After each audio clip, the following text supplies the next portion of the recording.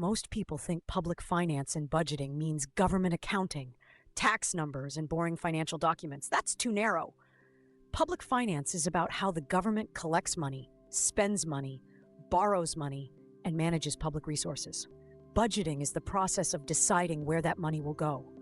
In simple words, public finance is how the state manages its wallet, and budgeting is how it chooses its priorities.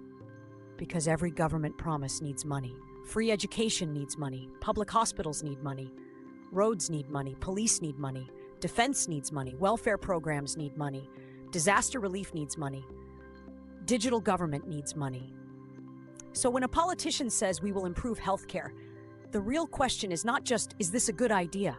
The real question is, where will the money come from and how will it be spent? That is public finance. And sometimes we use the same concept in daily life without realizing it. Imagine a family has limited monthly income. They need to pay rent, buy food, pay bills, save money, manage debt, and maybe spend on education or health. They cannot do everything at once, so they must prioritize.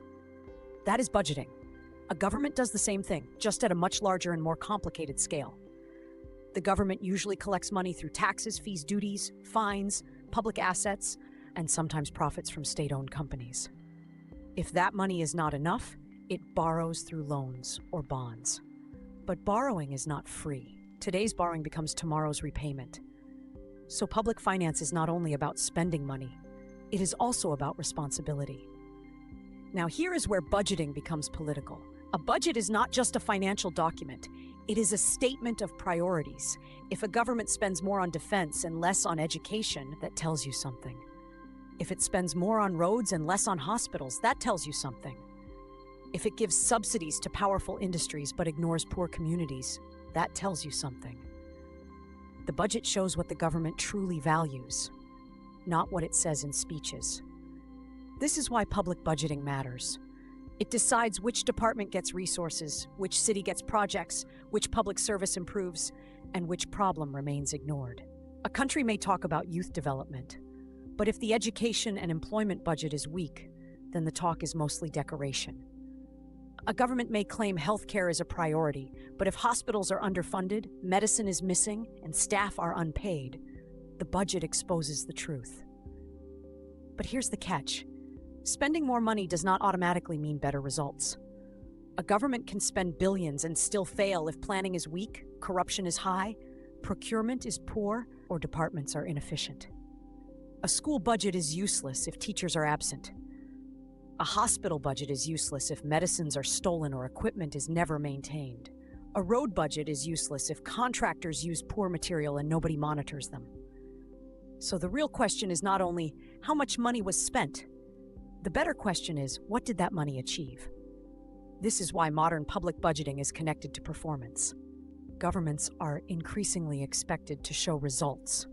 How many students learned, how many patients were treated, how many roads were completed, how many jobs were created, how many families received support, and how much waste was reduced. Public finance also affects ordinary people directly.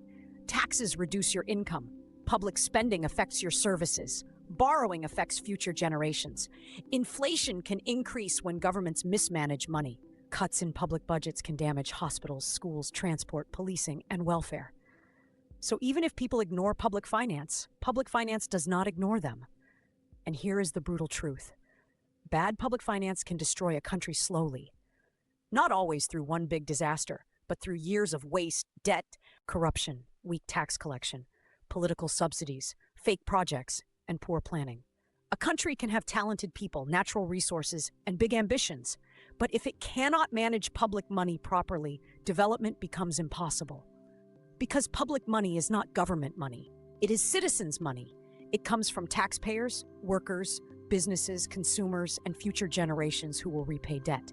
That is why public budgeting must be transparent, accountable, and result-oriented.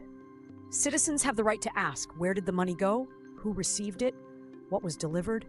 And who is responsible if it failed? So public finance and budgeting are not just about numbers. They are about power, priorities, justice, development, and accountability.